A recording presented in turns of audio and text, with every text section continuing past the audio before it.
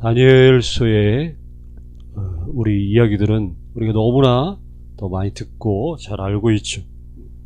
그 유명한 다니엘과 하면 세 친구가 따라오는데, 이 다니엘서에 우리가 말씀을 딱 이제 시작할 때 보면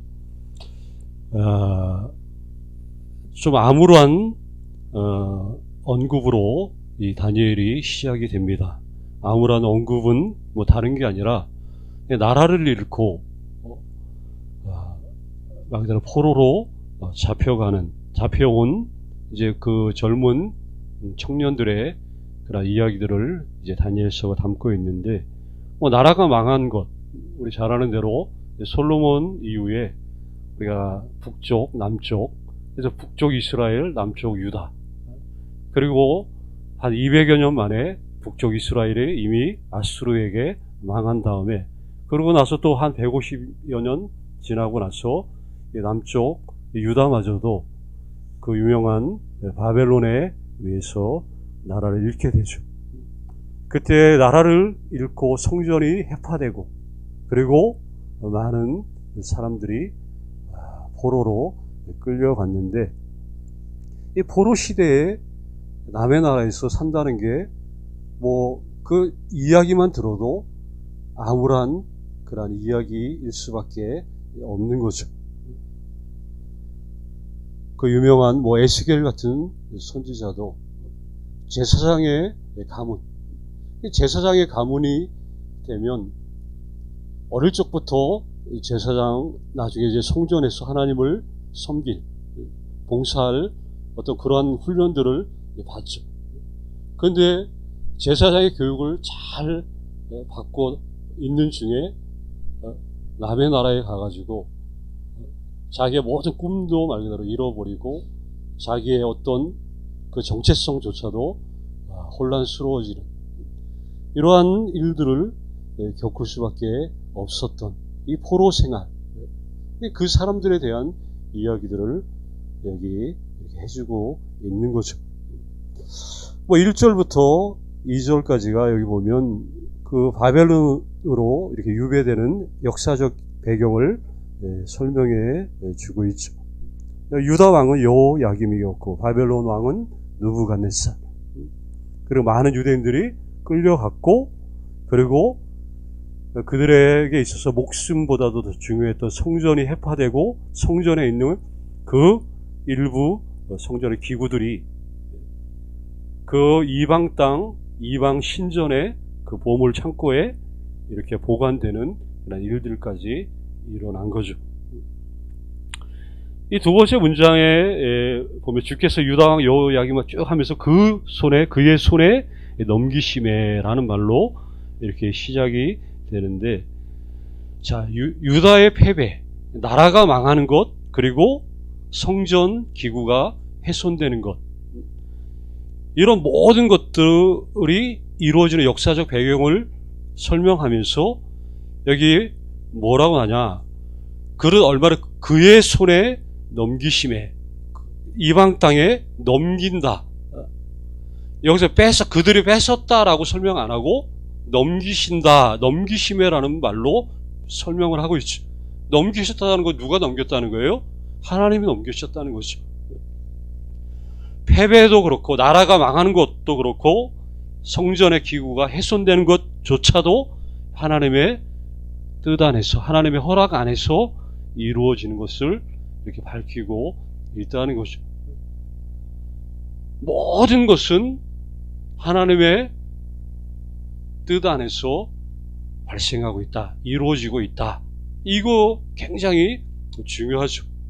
우리가 신정론이라고 해서 우리 장로교에서 특별히 중요하게 여기는 부분, 신정론. 하나님께서 모든 것을 다스리신다는 것. 마찬가지. 뭐 이방 나라들은 자기들이 강해서 국력이 강하고 그 모든 것들이 힘세기 때문에 자그마한 나라들을 삼키고 빼앗고 이렇게 한다라고 생각할지 모르지만, 중요한 것은 하나님의 허락이 아니면 그 어느 것도, 참새 한 마리도 땅에 떨어지지 않는다는 것. 이 굉장히 이 배경은 암울하지만 그러나 자세히 보면 암울한 게 아니죠. 이 모든 것이 하나님에 의해서 지금 이루어지고 또 되어지고 있다는 것을 알게 되는 거죠. 비록 악의 세력이 지배적인 그런 것처럼 보일 때라도 하나님은 여전히 세상을 주관하신다. 하나님이 세상을 주관하시는 그 장면들이 이 다니엘서 곳곳에 계속해서 나타나고 있다는 것이죠. 정말 그렇습니다. 하나님은 인간의 모든 인간사를 다 알고 계시고, 그리고 알고 계신다는 것은 궁극적인 그분의 뜻이 반드시 언젠가는 이루어질 거라는 것도 알게 된다는 거죠. 여기 바벨론의 왕 이 느부갓네살이 당신의 그 비서실장을 통해서 이스라엘의 왕족이나 귀족 출신 가운데 그야말로 쓸만한 인재들을 뽑아서 왕궁으로 이제 데려오라고 명을 내리죠. 사실은 근데 포로로 끌려갔던 사람들이 대부분 집안들이 다 좋은 집안이, 잡아갈 때 그냥 귀족들 또 왕족들 아니면 부유한 명문가의 그 사람들을 포로로 잡아갔어요. 그런데 거기에서도 여기 보니까 왕족이나 귀족 출신들 가운데서도 쓸만한 사람들을 뽑아서 데리고 오라고 말을 해요. 그러면 다니엘과 세 친구들이 얼마나 쓸만한 사람이었는지, 자, 3년 동안 훈련시키도록 하는데 3년 동안 그 나라에 먼저 뭘 배우겠어요? 언어를 배우게 하고 또 그 나라의 문화를 배울 수 있도록 3년 동안 훈련을 시켜요. 철저하게 그 바벨론 사람화 시키는 거죠. 예전에 아수르 같은 경우에는 그 정략 결혼을 시켰어요. 그 아수르 사람들과 이스라엘 사람들과 혼혈, 결혼을 통해서 그 나라를 지배하는 정책을 폈었죠. 이러다 보니까 그 사람들 누구예요? 그 유명한 사마리아 그 사람들. 이 혼혈족이죠. 그러니까 이스라엘 사람들이, 유다 사람들이 그렇게도 사마리아 사람들을 싫어할 수밖에 없었던 이유가 거기에 있었죠. 근데 바벨론은 그러한 정책을 쓰지 않고 아예 쓸만한 사람들을 말 그대로 바벨론 사람으로 만들기 위한 이러한 정책을 핀 거예요. 그래서 3년 동안 계속해서 언어는 물론 문화, 그 나라의 습성, 그 나라의 모든 것들을 다 이렇게 섭렵할 수 있도록 철저하게 훈련소에서, 집에서 왔다 갔다 하는 게 아니라 아예 훈련소에서 3년 동안 이렇게 하기로 한 거죠. 게다가 이 사람들에게는 왕에게 바치는 최고의 음식, 그리고 최고의 포도주를 먹고 마시도록 이렇게 제공이 된 거죠. 자, 이렇게 선발이 됐는데, 선발만 해놓고 이렇게 해놓고 정작 그 사람들에게는 그들이 뭘 해야 되는지 아무도 한마디도 말해주는 사람이 없었어요. 다만 두 가지의 문제가 있었는데, 하나는 이름을 바꾸는 문제. 자, 이름을 바꿔야 되는 문제가 제기되는데, 여기 다니엘과 그 세 친구들의 이름들이 여기 언급이 되고 있어요. 언급이 되는데, 자, 이 세 친구들, 다니엘, 하나냐, 미사엘, 아사랴. 여기 보면 알겠지만 엘은 하나님, 이 하나님의 이름이에요. 하나님의 이름. 우리가 엘로힘, 엘샤다이, 엘자가 붙은 것들 다 하나님을 말하는 거죠. 하나냐 할 때 야, 여기 아사랴 할 때 야는 야훼, 여호와. 하나님의 이름들이 여기 이름들마다 다 이름들이 담겨져 있어요.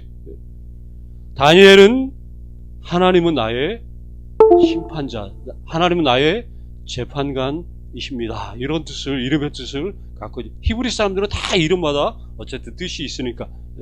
하나냐는 은혜, 은총, 하나님의 사랑. 미사엘, 하나님, 누가 하나님과 같은가? 아사라도 여호와는 나의 도움이 되신다. 이런 좋은 이름 뜻을 가지고 있어요. 평생 하나님을 높이고 하나님이 너와 함께 한다는 이런 사실들을 염두에 두고 부모님이 이름을 지어줬겠죠. 자, 그런데 이방 땅에 포로로 잡혀온 이후로는 그 좋은 이름들을 쓸 수가 없게 됐다 하는 거죠.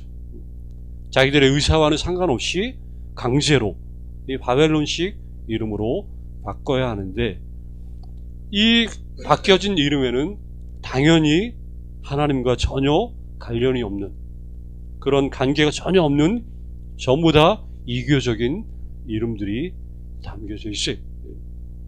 다니엘 이름은 벨드사셀이라고 바뀌죠. 벨, 이게 바벨론의 신의 하나의 이름이. 그러니까 벨드사살, 벨은 나의 보호자이십니다. 벨이여 왕을 보호하소서. 그러니까 신에게, 이방 신에게 자기의 삶을 간구하는 그런 이름을 갖게 된, 이게 치욕적이죠. 그렇게 끔찍하게 싫어하는 이방 땅, 그것도 이방 그 우상, 그 신의 이름을 자기 이름에 등장시켜서 이런 이름으로 바꾼 거죠.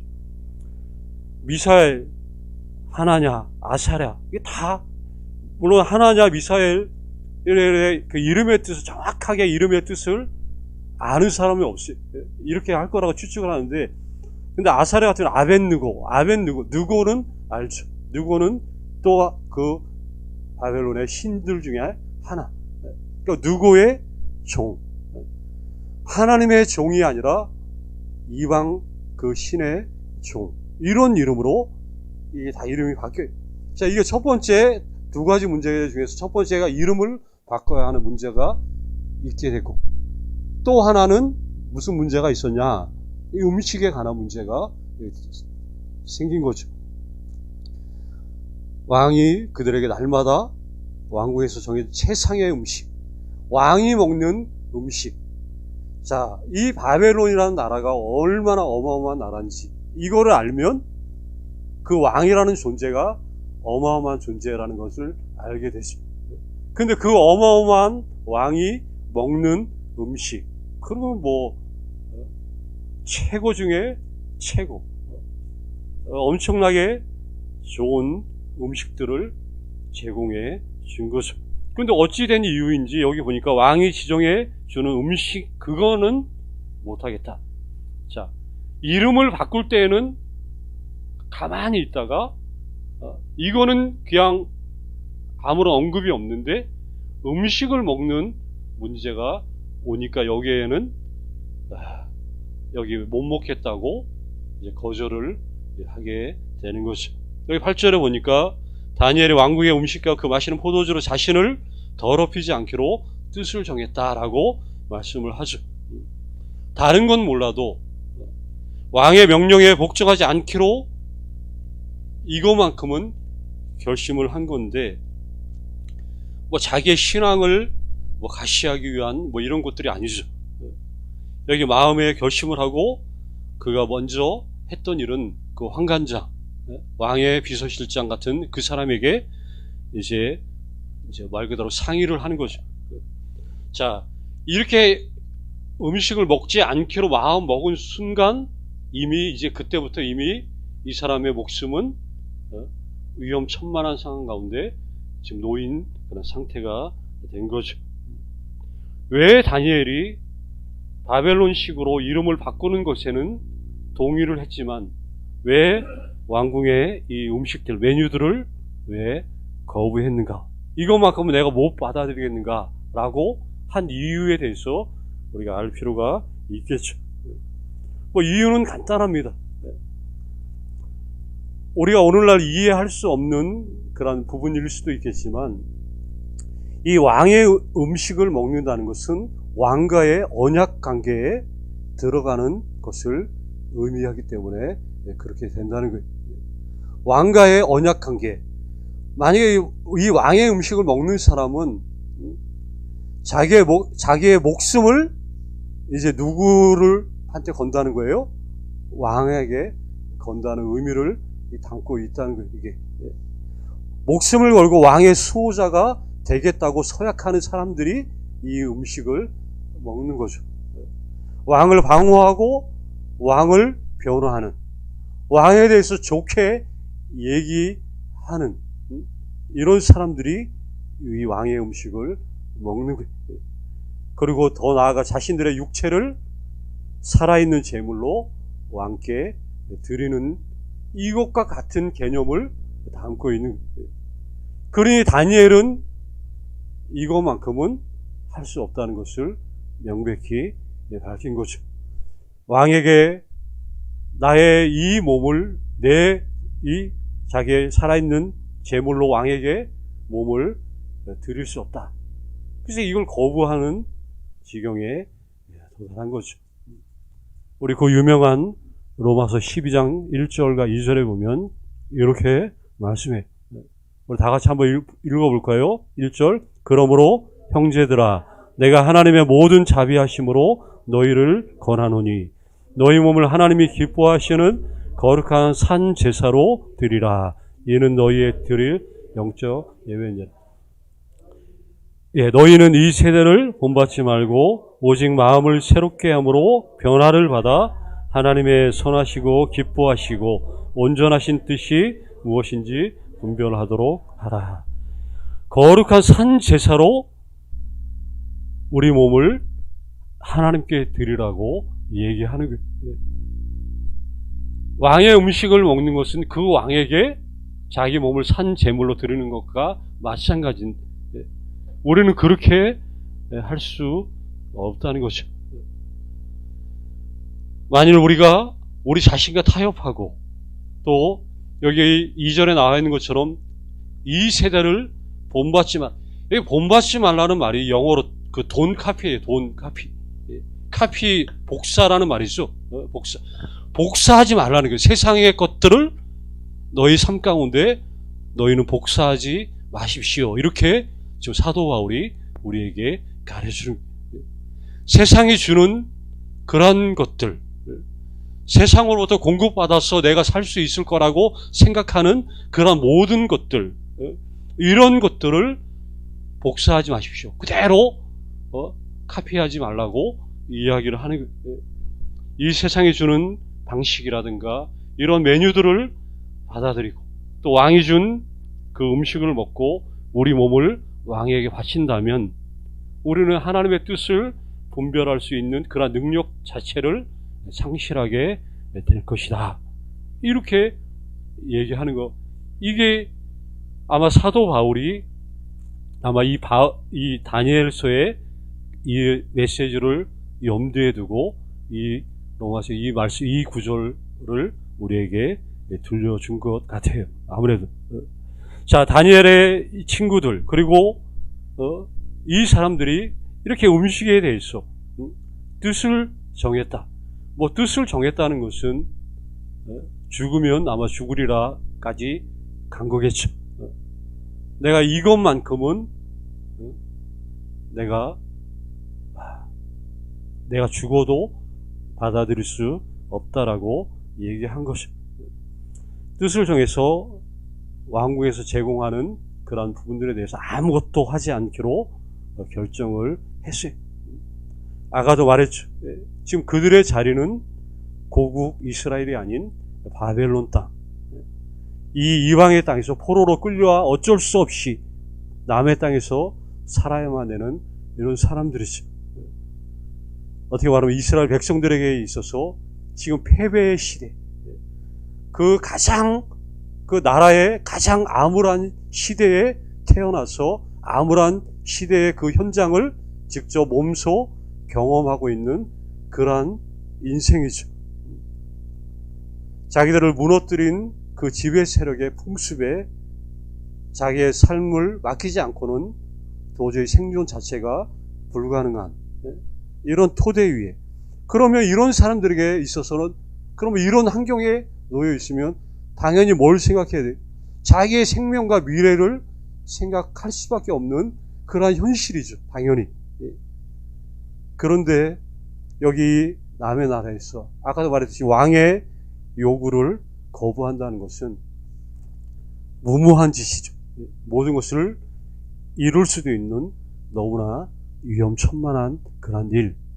그런데 지금 다니엘이 그거를 하고 있습니다. 오늘 우리들에게 또 동일하게 주님은 말씀하죠. 아까도 말했듯이 이 세상이 제공하는 이 세상의 삶의 방식을 가지고 산다는 것은 말 그대로 왕의 음식을 먹는 것과 같다라고 지금 얘기를 하는 거예요. 우리는 이 세상, 왕이 제공하는 음식이 아니라 우리들을 위한 삶의 메뉴가 따로 있다는 것을 우리는 너무나 잘 알고 있는 그런 사람들이죠. 하나님은 우리들에게 새로운 우리들의 삶의 방식들을 계속해서 따로따로 제공해 주고 있어요. 영원하신 하나님을 향한 이 확고한 신앙, 다른 사람이 중요하게 여기는 것도 하나님의 나라를 위해서는 때로는 무시할 수 있는, 하나님 나라가 절망적으로 무너져 내린 것처럼 보이는 그러한 경우에라도 철저히 어떻게 보면 순종하는 이런 삶을 통해서 하나님 나라가 건재하고 있다고. 어쩔 땐 사람들이 우리를 볼 때 하나님을 믿는 사람들이 왜 그렇게 살고 있냐, 아니면 그런 일들이 왜 너에게 일어났느냐, 이럴 때 똑같은 거죠. 포로로 잡혀와서 아무것도 할 수 없는 그런 인생인데 네가 뭘 할 수 있느냐라고 세상은 자꾸 물어보는 것이죠. 그리고 사탄은 그런 것들을 계속해서 더 집중해서 우리의 마음을 무너뜨리는 그런 일들을 지금도 벌이고 있다는 거죠. 우리 유명한 그 시편 42편, 내 영혼아 내가 어찌하여 내 속에서 불안해하는고 너는 하나님을 바라라. 근데 거기에 그 말이 나오기 전에 그래서 사람들이 종일 나더러 하는 말이 네 하나님이 어디 있느냐. 이게 내 침상을 눈물로 적셨다고 고백을 하잖아요. 왜 하나님을 믿는 사람들이 왜 보란듯이 막 이렇게 보여주고 이렇게 살면 좋을 텐데 어쩔 때는 그렇지 않을 때도 많잖아요. 근데 그럴 때마다 세상은 이런 것들로 접근하는 거예요. 사탄은 교묘하게 그러한 부분들을 공략을 해요. 우리에게도 마음속에 사탄의 은밀한 속삭임들이 있죠. 하나님을 그렇게 믿고 교회를 수십 년 이렇게 다녔는데 왜 너는 그러냐? 왜 이런 일이 일어나느냐라고 당연히 공격하겠죠. 하나님께서 기뻐하시는 방식을 우리가 수용하고 세상이 주는 것을 우리 단호히 거부하는 이런 삶을 살게 된다면 그분은 당연히 우리의 모든 영혼과 또 육체를 당연히 책임져 주실 것은 자명한 사실이죠. 우리는 이걸 믿고 하루하루를 사는 것. 하나님이 궁극적으로 모든 것을 다스리신다. 그리고 하나님의 나라는 우리 가운데 이미 임했다라는 이런 확신을 가지고 그리고 하늘을 바라보면서 감사하고 기뻐하고 그렇잖아요. 삶은 긴 것 같지만 길지 않잖아요. 그리고 인생에 주어진 시간들이 얼마나 소중하게 지금 흘러가고 있는지. 이 복되고 영광스러운 이 삶의 방식, 하나님의 백성이 이 세상을 살아가는 방법은 여기에 있다는 것을 우리가 함께 믿고 또 함께 고백하는 이런 사람들이 돼야 한다는 거죠. 우리 교회 공동체가 그런 의미로 사실 존재하는, 교회는 항상 독불장군이 없죠. 나 홀로란 존재하지 않아요. 언제나 함께 믿고 또 고백을 해도 같이 고백을 하는 이런 삶. 다니엘이 혼자 한 게 아니죠. 그 친구들이 같이 이렇게 뜻을 정해서 하나님의 방식을 받아들이는, 세상의 그 방식을 단호하게 뿌리치되 뭐 죽더라도 그렇게 하겠다는 그 장엄한 뜻을 정했을 때, 이게 수천 년이 지난 지금까지 우리들에게도 그대로 적용이 됐어. 그 다니엘의 삶을 누가 사는 거야? 이제 우리들이 살도록 그렇게 하나님은 부르시고 우리에게 요청하고 있다는 것입니다. 이렇게 함께 귀한 믿음의 길을 잘 걸을 수 있는 우리 모든 한 분 한 분 다 되시기를 간절히 주의 이름으로 축원합니다.